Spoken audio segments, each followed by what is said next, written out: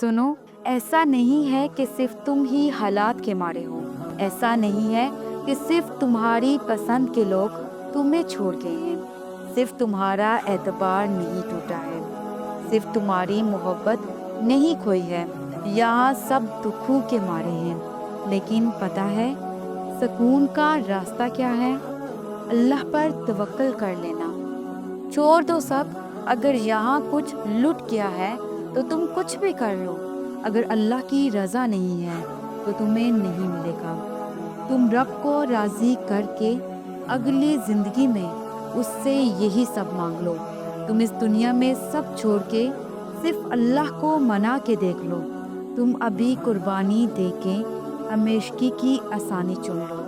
कुरान पाक में अल्लाह फरमाता है, और अल्लाह ही पर तवक्कल करना चाहिए तमाम तवक्कल करने वालों को। अल्लाह के फैसलों पर भरोसा करना सीखो।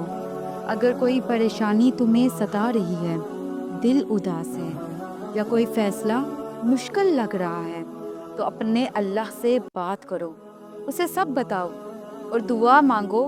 फिर अपने दिल से ये खौफ निकाल दो कि क्या होगा या क्या नहीं होगा। याद रखो, जो भी होगा वो तुम्हारे लिए बेहतरीन होगा, क्योंकि अल्लाह सबसे बेहतर फैसला करने वाला है। अपने तमाम मामलात अल्लाह के सपुर्द कर देना, उसे ही तवक्कल कहते हैं। और जब तुम्हारा तवक्कल मजबूत हो जाता है, तब ही तुम्हारे लिए मोजज़े होते हैं।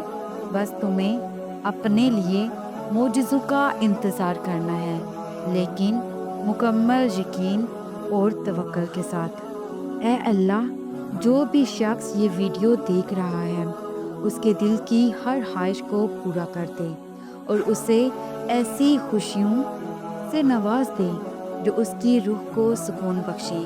हर गम और दर्द को उससे दूर करके उसे अपने खास बंदों में शामिल फरमा।